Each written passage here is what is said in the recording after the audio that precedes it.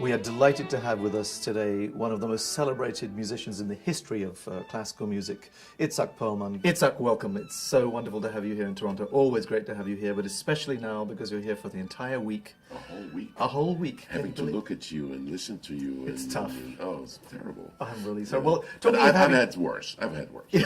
Even worse. Yes.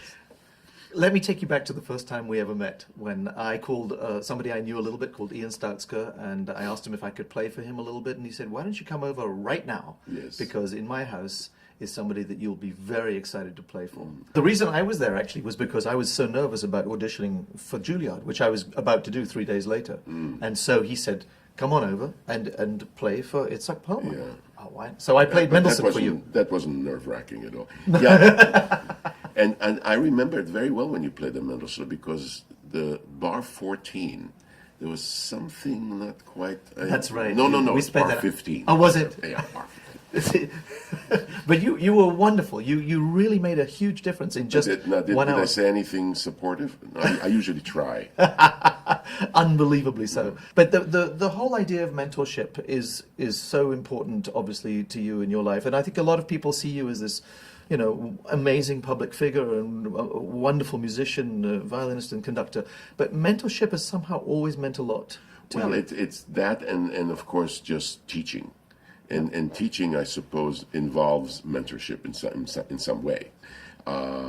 Because there's I suppose there are 2 types of teaching, and I was actually exposed to both types. I studied with Ivan Galamian and another person with the IAN at the end of his name. Absolutely. Yeah, that's a right. good Armenian. Absolutely. Right. And Dorothy DeLay, who when I first started with them, she was actually his assistant. We're talking about 1958. So when I first came to the United States. That was when you first came to the United States. That's right. And but the thing is that, and the kind of teachers, they both were totally different kind of teachers, even though they worked together. And as far as the setup, that was very similar. Mm-hmm. But he was the old-fashioned teacher. You do what I tell you, and you'll be able to play the violin. That's it. Right. Now, what happens during the lesson happens during the lesson. So the lesson is 1 hour. You went in there for 1 hour. He devoted his time to you, told you what to do, and after the hour, it was over. Absolutely. And see you next week. Yeah. That's it. So that's that one type of teacher. Now, the other type of teacher, which was Miss DeLay, which I wasn't actually used to, because my teacher in Israel, when I came, was more like Galamian, which is, she was even worse. She was saying, doesn't sound right, you didn't practice. What was her name? Her name was Rivka Goldgart. You wouldn't, okay. She was of Russian background. Actually had a brother who was one of those wunderkinds, who played the Paganini in perpetual motion in double stops in the right tempo. One of those things. But anyway, she was a very good teacher, but again, she was one of those, you didn't practice, you sound lousy. Right. And so, right. so that's that one kind. Then there was Dorothy DeLay, where you would say, when you would play something, and she would say, she was from Kansas, she would say, Sugar Plum, what did you think of that? And I said, what? I just came from somebody who just told me what to do, and all of a sudden somebody's asking me what I think of what I just did. And I hated that. I said, just tell me what to do and I'll do it. Or if something was out of tune, she would never say it's out of tune. She would say, what's your concept of this note? So she started to really make you teach yourself. Yeah, exactly. She made you, she made you think. And that's in a sense is mentoring. Yeah. So, and it's very funny because I hated the way she taught in the beginning, and that's actually the way I teach right now. Yeah, I'm sure. So it's, so it's exactly what, if somebody plays something and I think that there's some obvious things that are not good, I always ask them, what did you think? And usually it's very interesting that people, when they put their minds to it, they actually have accurate descriptions of what they sound like. Fantastic. And sometimes I said to them, you don't really need me. If you talk to yourself, yeah, it will really work. I'm here to make you ask the right questions. Exactly. So there are a great deal of differences between the way you grew up and the kind of teaching that happened in those days as compared with today. And talk to me a little bit about how different the atmosphere is, you think, for the students today compared with when you were studying. I like to be involved in discussions about what is the process, and you involve the student with the process, and I think that's probably is, for me, could be the main difference when rather than following orders, actually being involved yourself in what you want to do. If somebody uses their organizational skills and practices well, they can really use their talent to the maximum, as opposed to somebody with more talent, right, who does not know how to practice. Yeah. But they can also learn about time management in other areas of their life through the practicing process. I mean, I remember you once said to me, if you're practicing more than 4 hours a day, then you're not practicing intelligently.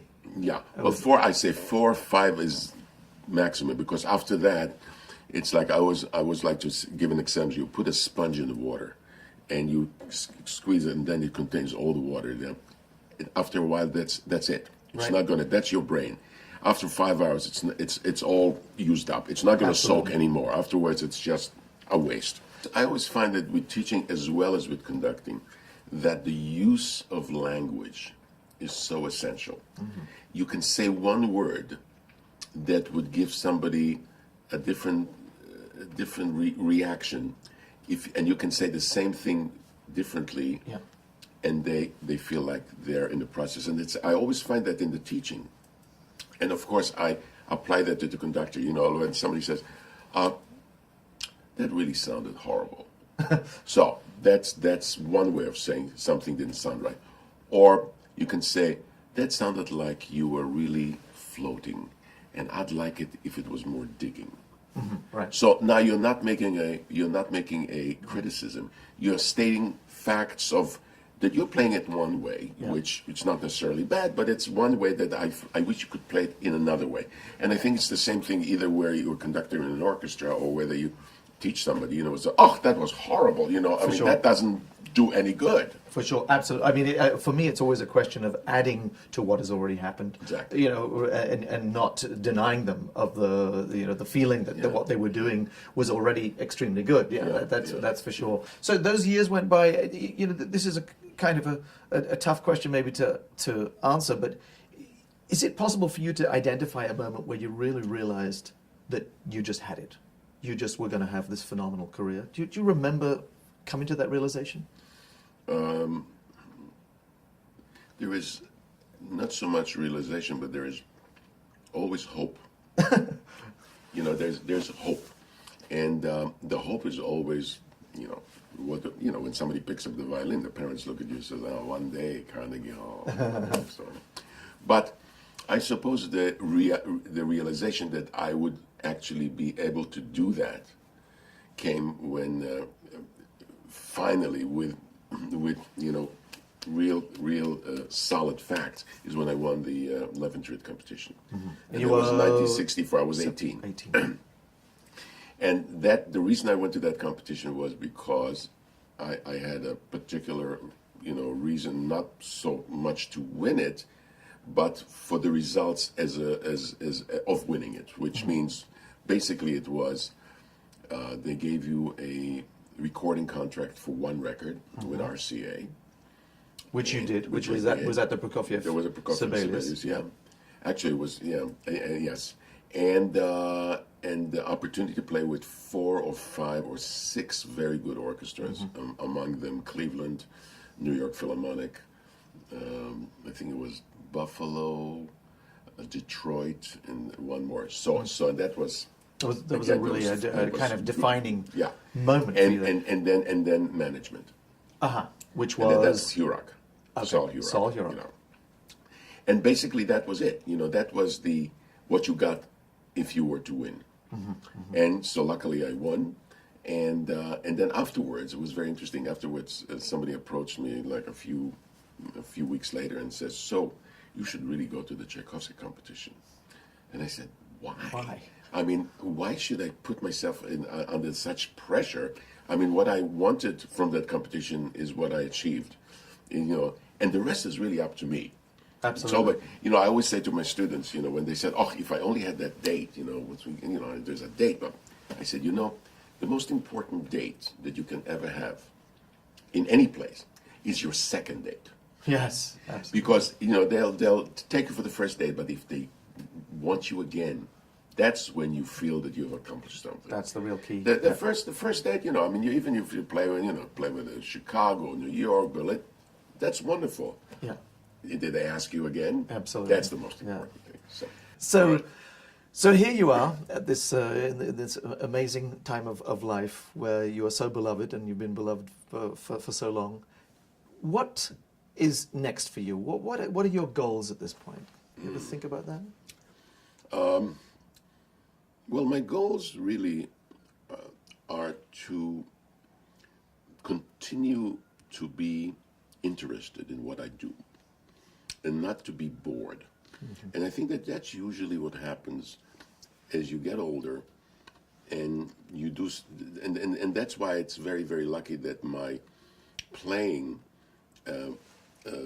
has expanded to playing, teaching, and conducting, because then what happens is that my interest keeps, it's at an edge, and the thing is that I'm actually, whenever I play something, like we do the Beethoven Concerto. I mean, I don't know how many times I've played the Beethoven Concerto. I'm never, ever bored by that piece. Now, of course, the Beethoven Concerto is very easy not to be bored by this piece, but there's another danger.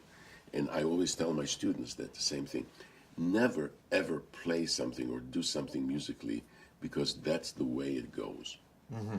Because, and especially if you've done it so many times, what do I do now? Well, do I do it the way I did it yesterday? So what is the question? How do you play it? How do you approach it? I approach it from a total musical point of view. I try to listen to the music all the time rather than to listen to the way that I play it.